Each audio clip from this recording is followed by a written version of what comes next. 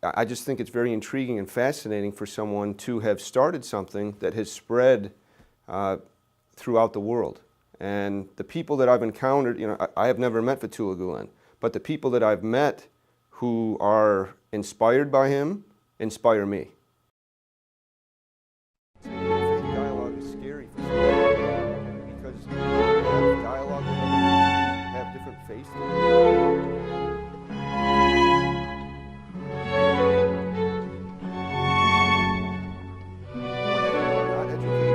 That's when they're able, bad intentions can kind of get them to do.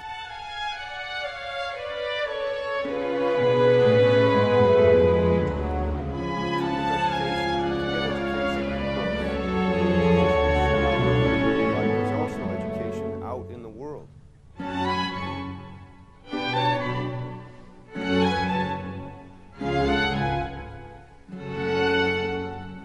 My name is Andrew Harrison. I'm a writer. Kind of do a little bit of everything. I'm a writer. I've written a couple of books. I have a consulting company. I do consulting work in the field of innovation. And I'm also been doing a film and book project called Faith Stories. And that's kind of how I came to meet Peace Islands. I'm relatively new to learning about the Hizmet movement. But what I've experienced and learned thus far, I think it's great. An organization, and it's not really even an organization, just the movement of service and education and interfaith dialogue. To me, the world needs more of that. And so I'm excited to be, I don't know if I'd say I'm a part of it, but I'm excited to be connected to people who are a part of it. The first time I learned of Peace Islands was at an interfaith conference at Nazareth College. Sacred Text conference, and I met some people there, and I saw the Peace Islands video, and I just was very intrigued by what was going on. So I went home and I Googled it and I learned more, and there turned out to be a branch in the city that I lived in. And so I got connected to the director of the branch in Rochester, New York, and so I started at that interfaith conference, and now I've gone to different events. I've gone to one friendship dinner, and that was a great experience. I invited some of my friends to go to that, and just all the different people from the community, both from the local community, but also from the Turkish American community being there. It was a great way to meet new people and to integrate some of my friends with my other friends. So it's been good.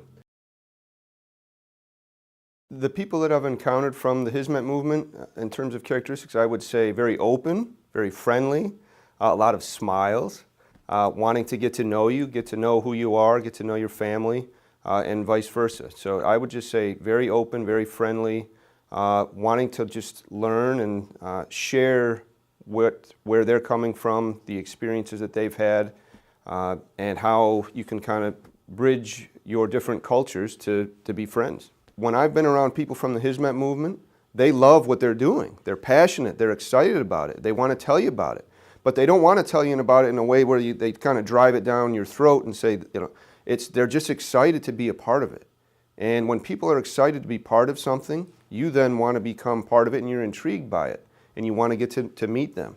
And so the passion that I've seen of the people from the Hizmet movement, it's great. And when people have passion, that fuels passion in yourself. I find Fethullah Gulen very intriguing. Someone who has started a movement and is not living in a palace, getting rich off of a movement, I can believe and get behind that. And in the reading that I've done and the videos that I've watched, to see where he lives in Pennsylvania in this small room, I just think it's very intriguing and fascinating for someone to have started something that has spread throughout the world. And the people that I've encountered, I have never met Fethullah Gulen, but the people that I've met who are inspired by him inspire me. When I think of the Hizmet movement, when I think of Peace Islands, I think of Gulen. And he's a very positive role model for me, actually. And just the way that I see Islam and the way that I see Turkey, it's Gulen. And if everyone is passionate and as friendly and as open as Gulen is, the world will be a very cool place to live in.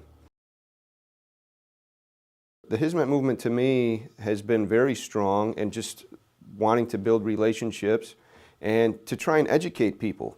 In the United States, sometimes when people hear the word Muslim or Islam, our media, that can put fear into people. Well, it shouldn't be like that. And so the Hizmet movement to me in the States has been very good at kind of getting people educated to understand that people from Turkey or people who are Muslim, they're different from you, different from your upbringing, but they're also the same as you. And I think that's a very good and strong thing that the Hizmet movement has done, in my opinion. I'm not an expert in Islam, but from what I have experienced and felt, the Hizmet movement is a very positive aspect of Islam because it's about unity, it's about people coming together, it's about education. And the media in the States can portray the exact opposite of Islam. And there are people who have done things that actually do that. There's things that have happened in the world that cause people to think negatively about Islam. But not everybody is like that. Not every Muslim is like that. And the Hizmet movement to me shows Islam in a positive light. I think interfaith dialogue is important in any faith, in any religion. And for someone to say, I'm a Muslim or I'm a Catholic and we shouldn't talk to anybody from any other religion, that doesn't make sense to me. Whether Jesus or Buddha or Muhammad, I would think they are inclusive people. They wouldn't say, come talk to me, but you stay away. That's not what I picture in my head. So when I think of the Hizmet movement and how that is a part of Islam, it shows me that the Hizmet movement is about bringing people together, not dividing people. I think the interfaith dialogue is very important, and that aspect of the Hizmet movement is very important to me because the way that we solve social problems is through togetherness. We need to collaborate, and part of that is the faith and religious aspect of it. To be able to understand, this is where I'm coming from, this is kind of how I was raised and what I believe, and the same thing with you. And to be able to get, again, beyond just dialogue, to be able to build relationships, that is how we're going to solve social issues together. Not group one trying to do it by themselves and group two.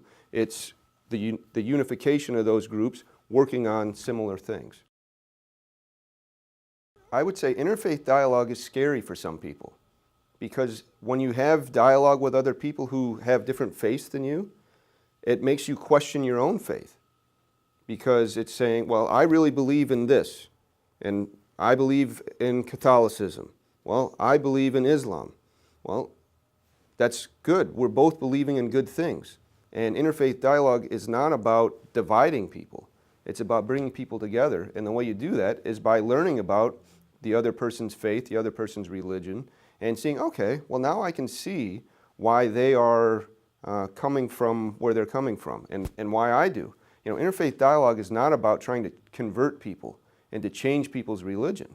It's about trying to get people to get to know one another and build a bond and build a bridge. And you can do that. It doesn't matter what faith you believe in. If you believe in something and you're a good person, let's come together and talk and let's try and make the world a better place. When people are not educated, that's when when people with bad intentions can kind of get them to do things that they maybe shouldn't be doing. And education comes with getting people to realize, I can think about things in a different way. So the Hizmet movement to me, with the schools and the different things that they've done, it's a very important part of our society growing. Because when you're uneducated, you make uneducated decisions. And even if you are educated, you may make some bad decisions, but you're able to think about things in a little bit bigger picture in a different way. So in terms of education, you can get education in books, and you can get education at school. But there's also education out in the world. And so the Hizmet movement, I think, tries to encompass all of that. Part of it is the education in the classroom, but the other part is, and I want to say in the streets, but it's outside of the classroom, education with people, and education in business, and in volunteering, and in service. That is true education, because I know a lot of people who are very school smart, but that doesn't necessarily translate into the real world. And so you have to be well-rounded in order to really get to where you want to go. Because I could be the most intelligent book person in the world. But if I can't relate to other people, it's going to be hard for me to leverage that intellect. And so the Hizmet movement, I think it helps people try and become well-rounded. When I think of the Hizmet movement and kind of the smear campaign in Turkey, any time that innovation, something new happens, there's people who are going to be naysayers about it. And there's different reasons why they're naysayers about it. But that's what's natural. Inside a business, if you have a business that does something the same way and they're very good at it, and someone has an idea that's totally different, a lot of times it's said, no, we're not going to do it that way. This is the way we do it. Well, in Turkey, if people are saying the Hizmet movement is benefiting other people but not Turkey, well, that's because they have certain reasons why they're saying that.